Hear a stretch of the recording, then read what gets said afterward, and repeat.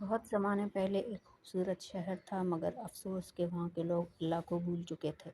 ہر طرف بتوں کی پوجا ہوتی تھی اور جو سچ بولتا تھا اسے سخت سزا دی جاتی تھی۔ شہر کا بادشاہ بھی بہت ظالم اور سخت دل تھا۔ وہ چاہتا تھا کہ سب لوگ صرف اس کے کہنے پر عمل کریں، چاہے وہ غلط ہو یا صحیح۔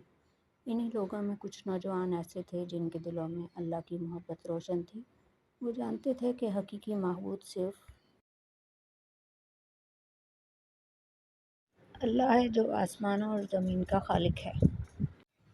ان نوجوانوں نے دل میں پکا ارادہ کیا کہ چاہے کچھ بھی ہو جائے وہ اپنے ایمان پر کبھی سمجھوتا نہیں کریں گے۔ ایک دن بادشاہ کو ان کے ایمان کی خبر مل گئی۔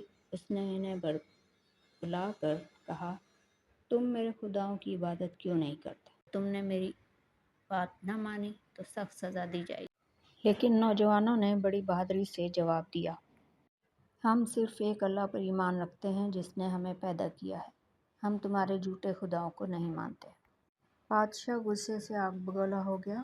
نوجوانوں کو علم تھا کہ اب ان کی جان خطرے میں ہے، لہٰذا وہ اللہ پر بھروسہ کرتے ہوئے رات کے اندھیرے میں شہر چھوڑ کر ایک دور دراز پہاڑ کی طرف نکل گئے۔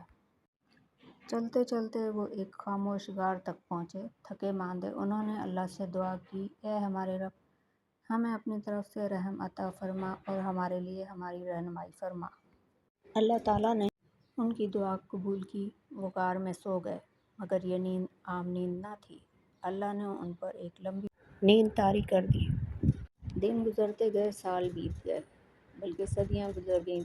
309 سال تک وہ غار میں سوتے رہے اور کوئی انہیں نہ جگا سکا۔ دریں اثنا شہر کی حالت بدل گئی۔ اب لوگ اللہ پر ایمان لا چکے تھے۔ ظالم بادشاہوں کا نام و نشان مٹ چکا تھا۔ ایمان کا نور ہر طرف پھیل چکا تھا۔ جب اللہ نے چاہا تو نوجوان بیدار ہو گئے۔ انہیں لگا جیسے وہ صرف ایک دن یا کچھ گھنٹے سوئے ہوں۔ انہوں نے ایک دوسرے سے کہا، چلو کسی کو بھیج کر کھانے کا بندوبست کریں، مگر احتیاط سے، کہیں ایسا نہ ہو کہ کوئی بھی ہمیں پہچان لے۔ ایک نوجوان کچھ سکے لے کر شہر گیا، مگر جب اس نے دکان پر سکہ دیا تو دکاندار حیران رہ گیا۔ یہ تو بہت پرانا سکہ ہے، تم کون ہو، کہاں سے لائے ہو؟ جلد ہی لوگوں کو معلوم ہو گیا کہ یہ نوجوان پرانے زمانے کے ہیں اور اللہ نے ان پر اپنی خاص رحمت نازل کی ہے۔ لوگوں نے انہیں عزت دی اور اللہ کی عظیم قدرت کو پہچانا۔ پھر اللہ کے حکم سے وہ نوجوان واپس اپنے غار میں گئے اور وہاں ہمیشہ کے لیے آرام کی نیند سو گئے۔ آج بھی دنیا بھر میں لوگ اصحاب کہف کی اس ایمان، قربانی اور اللہ پر بھروسے کی عظیم مثال کو یاد کرتے ہیں۔ قرآن مجید میں اللہ تعالیٰ نے اس واقعے کا ذکر کر کے ہمیں سکھایا کہ سچا ایمان اور صبر کبھی ضائع نہیں جاتا۔